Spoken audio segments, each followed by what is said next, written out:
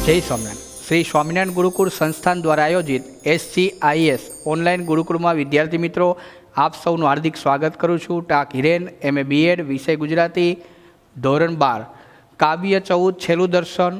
આપણે પહેલાના લેક્ચરમાં આસ્વાદ કવિશ્રી જયંત કોઠારી વિશે પરિચય પ્રાપ્ત કર્યો, રચયિતા કવિશ્રી રામનારાયણ પાઠક વિશે પરિચય પ્રાપ્ત કર્યો। બીજા લેક્ચરમાં આપણે કાવ્યનો સંક્ષિપ્ત પરિચય પ્રાપ્ત કર્યો। હવે આપણે કાવ્યનો સંપૂર્ણ પરિચય પ્રાપ્ત કરશું। છેલ્લું દર્શન એ કાવ્ય સુંદરીનું કાવ્ય નથી પણ સૌંદર્ય માંગલ્યનું કાવ્ય છે। આ કાવ્યમાં સૌંદર્ય પૂજનનો ભાવ સમાયેલો છે। બીજું વિદ્યાર્થી મિત્રો કે આ જે કાવ્ય છે એ મૃત્યુ વિષયક કાવ્યમાં છેલ્લું દર્શન એક વિરલ કાવ્ય છે। એનું કારણ છે કે આ કાવ્યની પાછળ એક નૂતન જીવન દ્રષ્ટિની પ્રેરણા પડેલી છે। ખાસ કરીને આ કાવ્ય સંબોધન રૂપે રચાયેલું છે પણ કાવ્યમાં સંબોધ્ય વારંવાર બદલાયા કરે છે। પહેલા ચતુષ્ટકમાં જુઓ તો સંબોધ્ય આંખો છે, બીજા અને ત્રીજા ચતુષ્ટકમાં જુઓ તો મૃત વ્યક્તિના સ્વજનો અને એમાં કવિનો પણ સમાવેશ થાય છે અને એમના મન પણ સંબોધ્ય હોવાનું જણાય છે। ખાસ કરીને કાવ્યની છેલ્લેથી બીજી લીટી જુઓ અહીંયા તો અગ્નિને સંબોધન કરવામાં આવ્યું છે અને છેલ્લી લીટીમાં જુઓ તો કવિની પત્ની, કવિ પોતાની પત્નીને સુંદરી કહીને સંબોધન કરે છે। વારંવાર અહીંયા જુઓ તો સંબોધન બદલાયા કરે છે પણ કાવ્યમાં ક્યાંય બાધક બનતું નથી। વિદ્યાર્થી મિત્રો રાવી પાઠક દ્વારા રચિત છેલ્લું દર્શન એક સોનેટ છે, 14 પંક્તિનું કાવ્ય છે। રાવી પાઠકે પોતે આ કાવ્ય શેષના કાવ્યોમાં સંગ્રહિત કર્યું છે। રાવી પાઠકના આ સોનેટને કવિ શ્રી જયંત કોઠારીએ આસ્વાદ રૂપે આપણી સામે રજૂ કર્યું છે, એટલે કે કાવ્યનો પ્રકાર છે આસ્વાદ લેખ। અહીં જયંત કોઠારીએ છેલ્લું દર્શન સોનેટનો આપણને આસ્વાદ કરાવ્યો। આસ્વાદ અષ્ટાદશી એ નામના સંગ્રહમાંથી જયંત કોઠારીએ આ કાવ્ય મૂક્યું છે। આસ્વાદ અષ્ટાદશી એ નામના સંગ્રહમાં આ આસ્વાદ લેખ સંગ્રહિત છે। અહીં જુઓ તો આપણે આજે કાવ્યની શરૂઆત કરીએ છીએ। ધમાલ ન કરો જરાય નહીં નેન ભીના થશો। અહીં જો વિદ્યાર્થી મિત્રો કવિ વારંવાર ધમાલ ન કરવાનું કહે છે। ધમાલનો મતલબ કહેવાય તોફાન, પણ અહીંયા આપણે લેવાનું રો કકર ન કરો। એટલે કવિ અહીં જો 3 વખત ઘરના સ્વજનોને રો કકર ન કરવાનું કહે છે। હવે કવિની પ્રથમ પત્ની મૃત્યુ પામી છે, ઘરમાં વાતાવરણ દુઃખદ છે। મૃત્યુનો પ્રસંગ તો કંઈ પ્રસંગ જ એવો છે કે આપણી આંખમાં આપોઆપ આંસુ આવી જાય। મૃત્યુનો પ્રસંગ એવો દુઃખદ હોય છે કે વ્યક્તિ પ્રત્યેનો એટલો બધો આપણને અનુરાગ હોય, પ્રેમ હોય કે આપોઆપ આંસુ આવી જાય, આપણે આંસુને રોકી શકતા નથી। હવે સ્વજનો બધા ખૂબ રડે છે, પત્નીનું મૃત શરીર પડ્યું છે, કવિનું મન પણ અસ્વસ્થ છે, છતાં પણ કવિ હિંમત રાખીને પોતાના મનને સ્વસ્થ કરીને ઘરના સ્વજનોને હિંમત આપે છે, ઘરના સ્વજનોને સમજાવે છે કે ધમાલ ન કરો, એટલે કે રો કકર ન કરો। જરાય નહીં નેન ભીના થશો। નેન એટલે આંખો, એ આંખને જરા પણ ભીની થવા ન દેશો, એટલે કે આંસુ દ્વારા આંખને ભીની થવા ન દો। ઘડી બ ઘડી જે મળી, એટલે કે થોડી ક્ષણ મળી છે, પત્નીનું આ દર્શન કરવાની થોડી ક્ષણ મળી છે, થોડોક સમય મળ્યો છે, માટે નયન વારી થંભો જરા। થંભો એટલે રોકો, નયન વારી, નયન એટલે આંખ, વારી એટલે પાણી, આંસુ। હવે થોડી ક્ષણ મળી છે માટે આંખના આંસુને રોકી રાખો। કવિ એમ કહે છે કે રડો નહીં, રડીને સમય ન બગાડો, આંખને ભીની થવા ન દો। થોડી ક્ષણ મળી છે તો પત્નીનું આ છેલ્લું દર્શન કરી લ્યો, આંખના આંસુને રોકી રાખો। કૃતાર્થ થઈ લો, કૃતાર્થ એટલે ધન્ય। હવે જો કવિ એટલા માટે કૃતાર્થ થવાનું કહે છે કે જે નષ્ટ થયું છે તેનો આપણે શોક ન કરવો જોઈએ, પણ જે પ્રાપ્ત થયું હતું એની આપણે ધન્ય થવું જોઈએ, ધન્યતા અનુભવવી જોઈએ।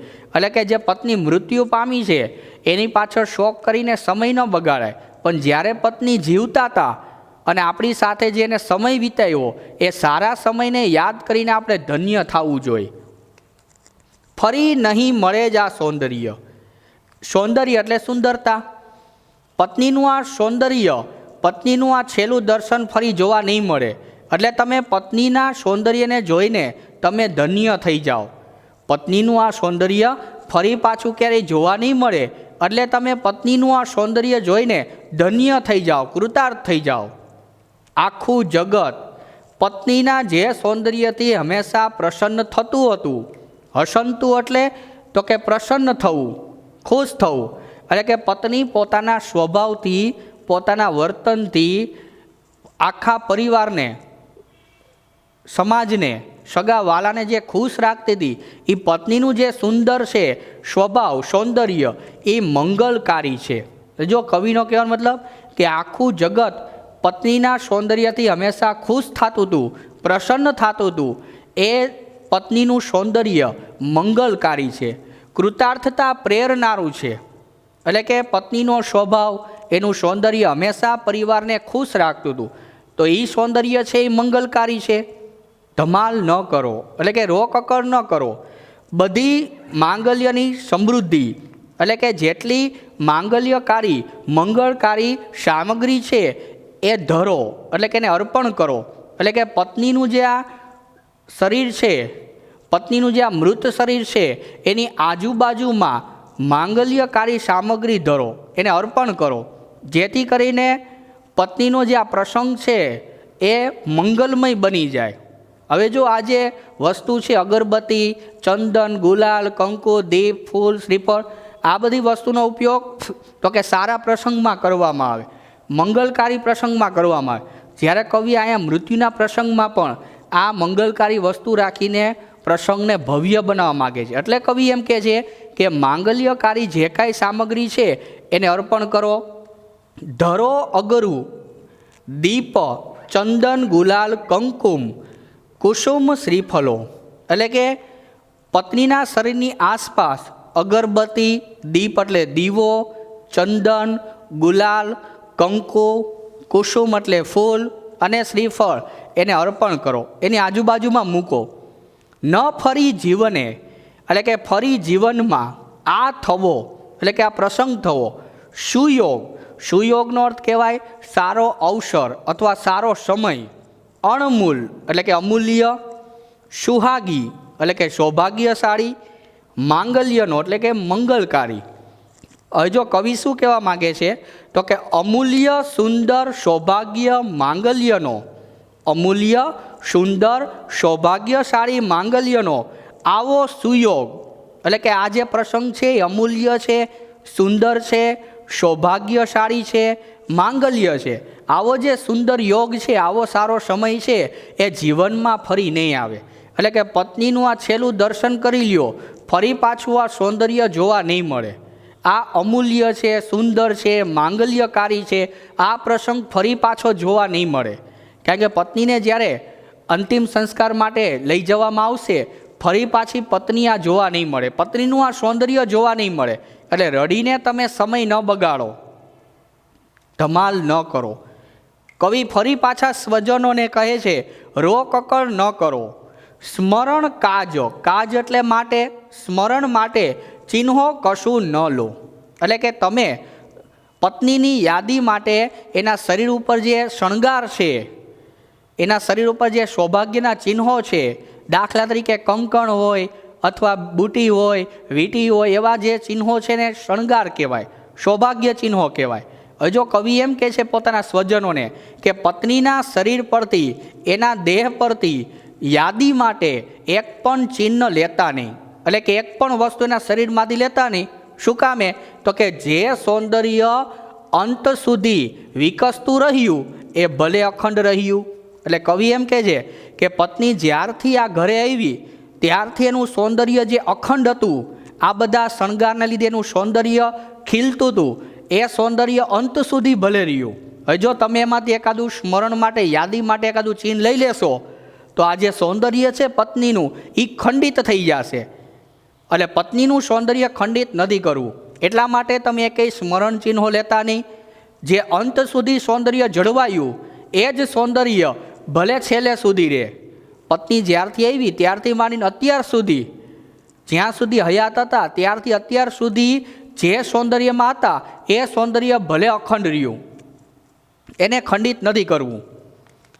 હૃદયમાં પત્નીનું જે સ્થાન હતું એ હવે કોઈ સંસ્મરણ કે સ્વજન પૂરી નહીં શકે.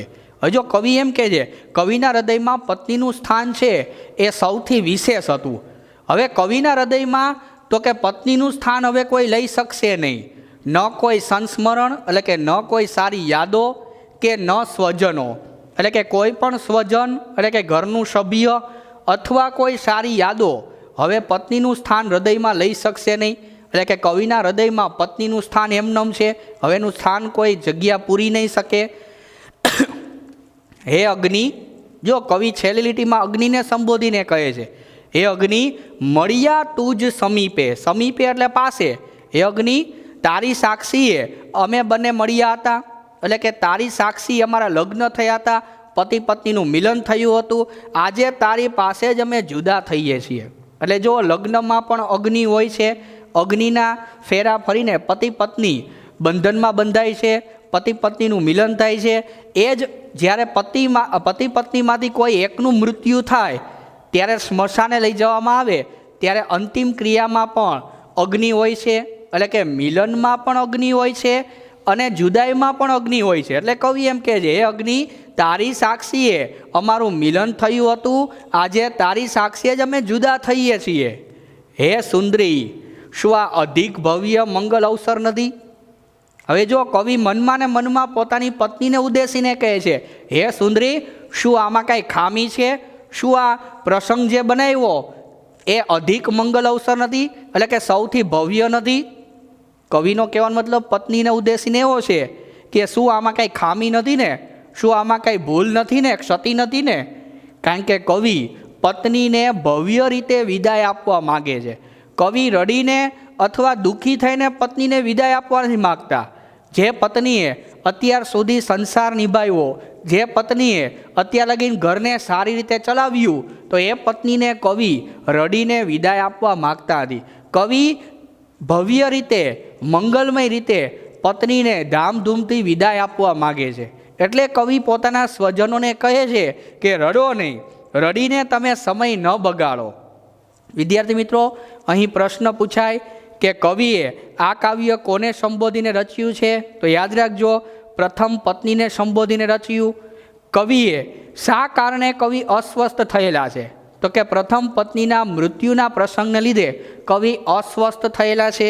પછીનો પ્રશ્ન એવો નીકળે કે મિલન અને વિયોગનું સાક્ષી કોણ બન્યું છે? તો કે મિલન અને વિયોગનું સાક્ષી અગ્નિ બન્યું છે. બીજી વસ્તુ કે છેલ્લું દર્શન કાવ્યનો મુખ્ય સૂર કયો છે? તો કે છેલ્લું દર્શન કાવ્યનો મુખ્ય સૂર એ છે કે જે નષ્ટ થયું છે તેનો શોક કરવો નહીં, જે પ્રાપ્ત થયું છે તેની ધન્યતા અનુભવી, એ કાવ્યનો મુખ્ય સૂર છે. બીજી વસ્તુ કે છેલ્લું દર્શન કાવ્યમાં કયો ભાવ આલેખાયેલો છે? તો કે છેલ્લું દર્શન કાવ્યમાં સૌંદર્ય યોગની કૃતાર્થતાનો અને સૌંદર્ય પૂજનનો ભાવ સમાયેલો છે. આ કાવ્ય શેનું નથી? તો કે આ કાવ્ય સુંદરીનું નથી, સૌંદર્ય કે માંગલ્ય નથી, પણ આ કાવ્ય તો કે સૌંદર્ય પૂજનનું છે. સૌંદર્ય માંગલ્ય માણવાનું છે. સુંદરીનું નથી પણ સૌંદર્ય માણવાનું છે. કવિ રામનારાયણ પાઠકે પ્રથમ પત્નીના મૃત્યુ પ્રસંગે અનુરૂપ થઈને આ કાવ્ય પત્નીને સ્મરણાંજલિ આપવા માટે રચ્યું હતું. આ જે કાવ્ય છે એ શેષના કાવ્યોમાં સંગ્રહિત છે. કાવ્યનો પ્રકાર સોનેટ છે. આ રાવી પાઠકના આ જે કાવ્ય છે સોનેટ, એ સોનેટનો કવિ શ્રી જયંત કોઠારીએ આસ્વાદ કરાવ્યો. આસ્વાદ લેખરૂપે રજૂ કરીને કવિએ રાવી પાઠકના આ કાવ્યને વાગોળીને કવિએ મૃત્યુના પ્રસંગને કેવો ધન્ય બનાવ્યો તેનું વર્ણન કવિ શ્રી જયંત કોઠારીએ કર્યું છે. વિદ્યાર્થી મિત્રો, અહીં આપણે છેલ્લું દર્શન આસ્વાદ લેખમાં જોયું કે ભાઈ કવિ જયંત કોઠારીએ રાવી પાઠકે જે આ મૃત્યુ પ્રસંગને સ્મરણાંજલિ આપી એ જ કાવ્યને લેખરૂપે જયંત કોઠારીએ રજૂ કર્યો. અહીં જો તો પ્રથમ પત્નીના મૃત્યુના દુઃખદ પ્રસંગને રાવી પાઠકે મંગલમય બનીને સ્મરણાંજલિ આપી. એ કાવ્ય એટલે છેલ્લું દર્શન. યાદ રાખજો, છેલ્લું દર્શન એ સુંદરીનું નથી, પણ સૌંદર્ય માંગલ્યનું સૌંદર્ય પૂજનનું કાવ્ય છે. સૌંદર્ય પૂજનનો ભાવ સમાયેલો છે. વિદ્યાર્થી મિત્રો, અહીં આપણે કાવ્ય 14 છેલ્લું દર્શન વિશે માહિતી પ્રાપ્ત કરી. હવે પછીના લેક્ચરમાં આપણે ફરી પાછા ગદ્ય લઈને ફરી પાછા મળીશું. જય સ્વામિનારાયણ.